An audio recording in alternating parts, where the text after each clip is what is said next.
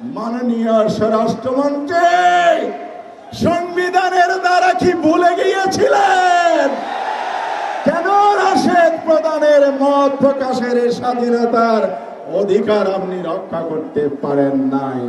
আমরা জানি বাংলাদেশে 12ই ফেব্রুয়ারি একটা নির্বাচন হয়েছে, একটি সরকার হয়েছে, কিন্তু সরকারের আচরণ দেখে মনে হয় না বাংলাদেশে 5ই আগস্ট 24-এ কোনো পরিবর্তন হয়েছে। সরকারের আচরণ দেখে মনে হয় না শেখ হাসিনা ভারত পালিয়ে গেছে, ফ্যাসিবাদের পতন হয়েছে, নতুন সরকার গঠিত হয়েছে, এটা মনে হয় না। কারণ হাসিনার সরকার ছিল গণবিরোধী সরকার, আর বর্তমান সরকারও জনগণের বিরুদ্ধে অবস্থান নিয়েছে, গণবিরোধীর খেতা বর্জন করতে যাচ্ছে। এই জন্য গণভোটের গণরায় বাস্তবায়ন করে নাই। এই জন্য জ্বালানি সংকট, দ্রব্যমূল্যের ঊর্ধ্বগতি, দুর্নীতি, চাঁদাবাজি, খুন খারাপি অব্যাহত রেখেছে। এই জন্য আজকে বাংলাদেশের মানুষের স্বাধীনতা হরণ করছে। বাংলাদেশের সংবিধান, পার্লামেন্টে ওনারা জিকির করেন, তসবি পড়েন, সংবিধান সংবিধান সংবিধান, কথা কি ঠিক?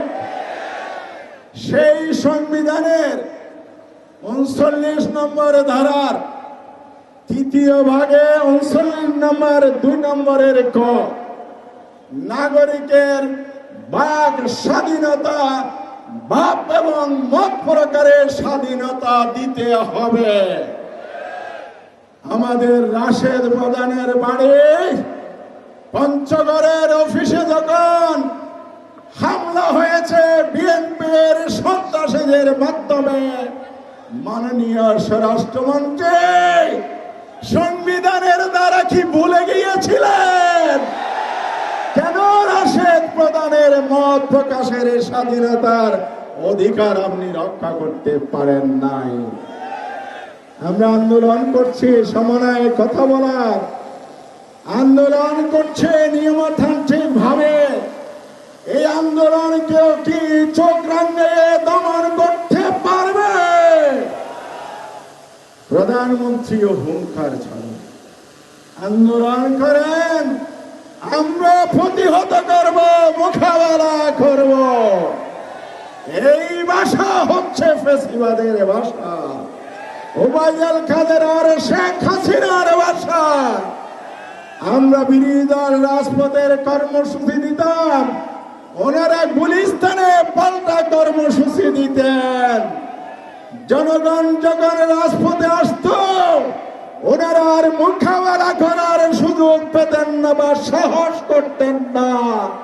সরকারের পেটুয়া বাহিনী রাষ্ট্রযন্ত্রকে ব্যবহার করে বিরোধী দলের উপর দমন নীতি চালাতেন।